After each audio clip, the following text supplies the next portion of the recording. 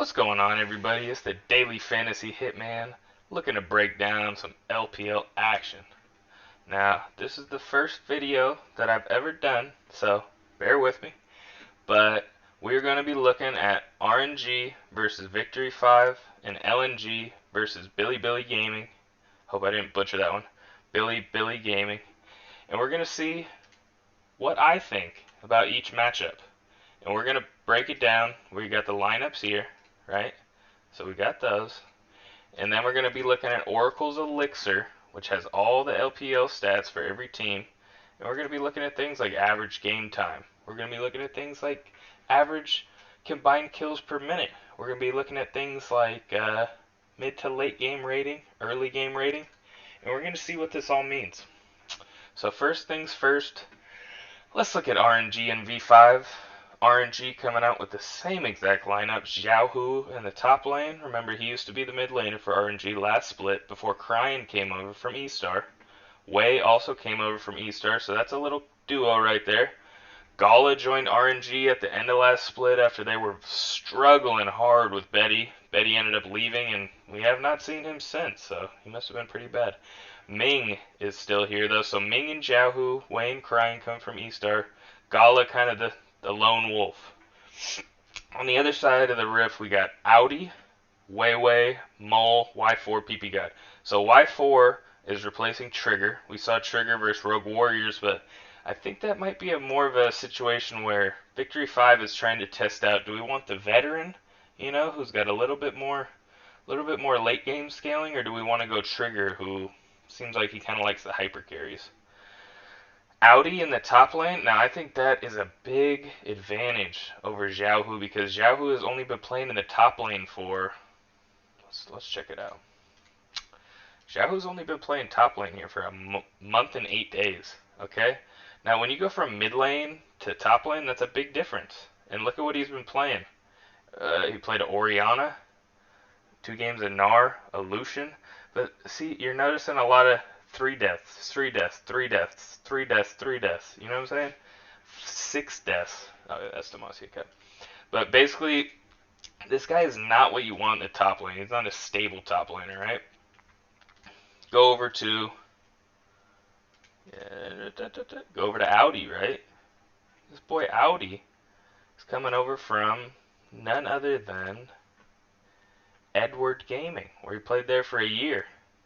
I mean, playing with the top tier organization like Edward Gaming, you got to give him credit, and that's where he started off too. So this guy has a solid foundation of teaching, and he's a solid top laner. There's a reason that they brought in Audi over Langx, and there's a reason that they're keeping him in the top lane. They like what they saw versus Rogue Warriors. Guess what? He only died twice. 3-1 and 12. That's pretty good in your first. You just don't want to make any massive errors. And look, he's on the Renekton, he's on the Gragas, he's on the Ornn. So this guy's a weak side top laner. You're not going to be playing through Audi, right? But that doesn't matter because our Victory 5 has Weiwei, Mole. Now, Y4, I don't know about Y4. He's a bit of a question mark. But PP God, we all know what PP God's been up to, right? So my initial take here, so RNG has played some really bad opponents. Look at this. Thunder Talk.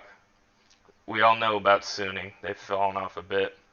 OMG, right? The OMG series was really close. Like, way too close.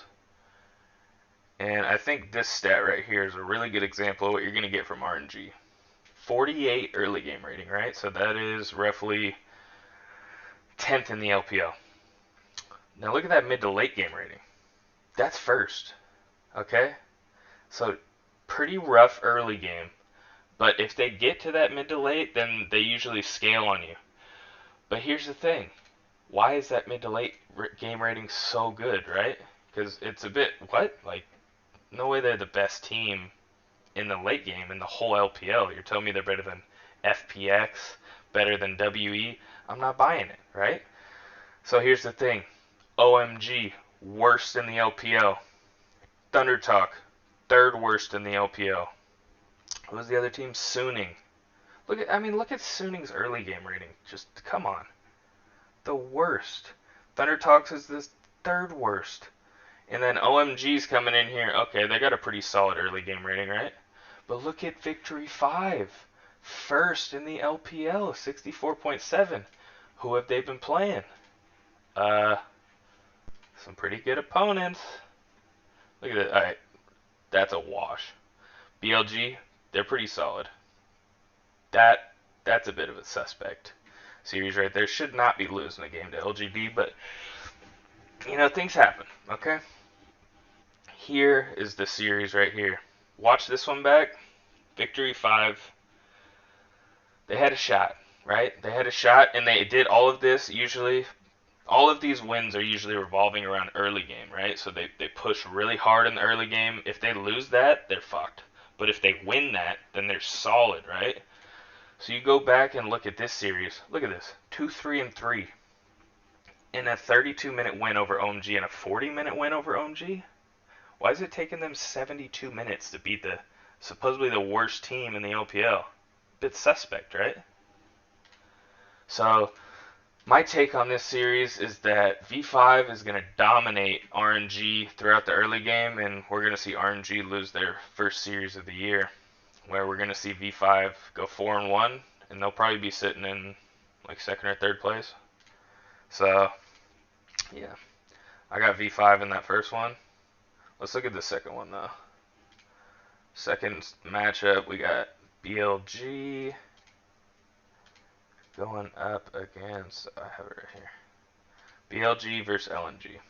Now, LNG's coming off a 0-2 loss to WWE. Okay, they're coming off a 0-2 loss to WE Gaming. And WE, we know that they're, let's just check this real quick. WE's first, right? 5-0, 10-2. They're looking about as good as EDG, so a 2-0 loss to WWE, goddamn, to WE, that's understandable, right? That's understandable. 2-1 win over, Thunder Talk, But look, they brought in Ale in the top lane, so it's understandable. They tried something different. The 2-0 sweep over IG, I think that really means a lot. Tarzan, Icon, Light. This duo of young talent mixed with Icon and Tarzan, these veterans who really know how to play the game, that's a big thing to combine that type of experience with that type of young talent. You know what I'm saying? Because then the experienced players can basically just tell the young guys, hey, this is what we need to do, right? This is what worries me for BLG, right?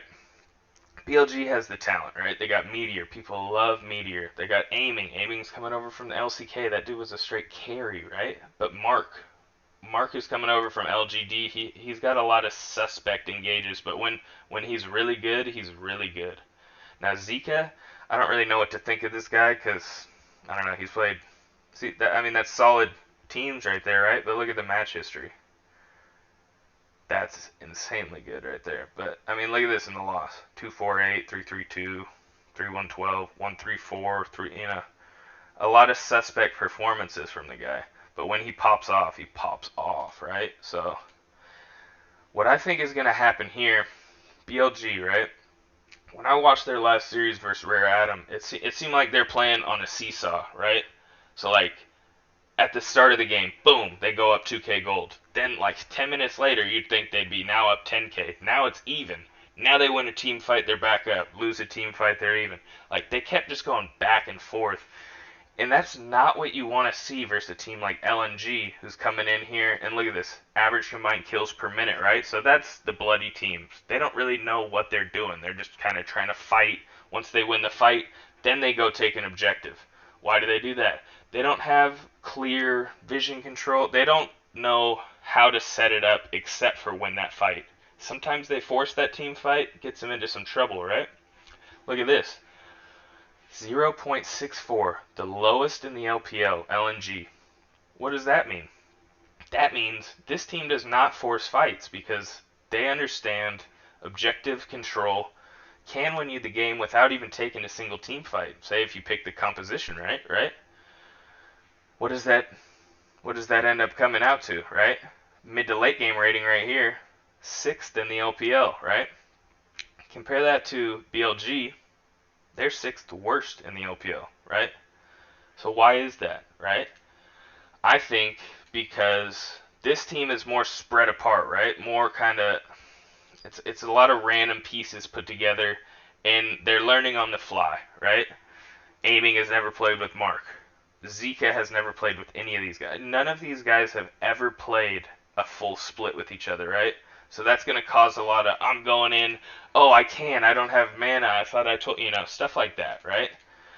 LNG, on the other hand, this guy is brand new, right? So I understand not having much confidence in Makuya, but look at what he's been playing, right? A lot of Gnar, 4 games of Gnar, a game of Camille, game of Renekton. This guy's kind of all over the place, to be honest, right? But what he's shown me is that this guy likes to at least have the potential to carry, and he might give you one of those performances every once in a while. Not someone you're going to want to hang your hat on in the top lane, but he's a young guy, and he's got a lot of potential, right? Tarzan. This guy was world renowned as potentially the best jungler ever when Griffin ever the best jungler in the LCK at the time when Griffin was on top and they were winning everything, right? Of course that crashed and burned, but now he's back with some veterans in Icon. Icon has been playing, look at this, 5 years with OMG, and he finally made his change to LNG. Why? To try and win something, right? He joins Light and Iwandi, who are a very young and very talented bot duo, and they've been playing together for roughly a year now at this point, right? So I think LNG is a bit more together as a squad, right? BLG kind of showed that craziness in their last series versus Rare Atom. Look at both of these games. If I could see the match time. Well, I remember from off the top of my head, but it was 42 minutes and 40 minutes for game 2. So you're talking about 82 minutes combined to take out Rare Atom, who, no doubt, Rare Atom is a solid squad. I've talked about them a lot, but like they looked really bad in this series, and the fact that they kept coming back and almost beating BLG really scared me. And I really don't like this mid to late game rating, right? Because what this shows me is that if we do get to that late game where it's going to come down to a Baron steal, it's going to come down to Elder Dragon, I'm not going to put my money on BLG. I'm only going to put my money on BLG if they just come out to this insanely quick game and they just start stomping, right? But that's not going to happen either because they're not even ahead in the early game rating, right? Of course, you can look at things, you can tell me things like, okay, BLG has a better coach, right? Okay, I'll give that to you. Kim, this guy's come from SKT, spent almost a year at SKT, spent nearly a year with Damwon. Before that, he was with IG. This guy's clearly he's a coach that people want, right? But you have to wonder, why the drop-off? Why the drop-off from Damwon and T1 to BLG? That's not, that's not a drop-off that you want to see from a head coach, right? So, move over to LNG. Their head coach is Rather, right? Rather and Wuyan. Not sure about this guy, but Rather and, so, things like that, it's like, this guy was coaching with Griffin, right? Interesting because who was he coaching over in Griffin, right? Tarzan. So that's another synergy. Tarzan, the jungler, and the head coach have a synergy together, right? And the jungler, as we know, is one of the most impactful positions on the entire Rift, right? So the fact that they both are probably scheming up draft compositions and things, that's something that I really like, People are blindly just going to say, BLG has higher talent, BLG has a better coach, blah, blah, blah, blah, blah, right? But look at the stats. Look at the stats. Look at the names. Look at who each team has beat. And I think this series is going to be a lot closer. And I actually give the edge to LNG in this one. So, my My first two picks in my first LPL breakdown video, or preview, whatever, are going to be LNG over BLG Gaming. I'm going to give it I'm going to say 2-1. LNG wins 2-1. And then I'm going to take V5 over RNG. I think that one's going to be a 2-0, honestly. So, if you're a betting man, I got two underdogs.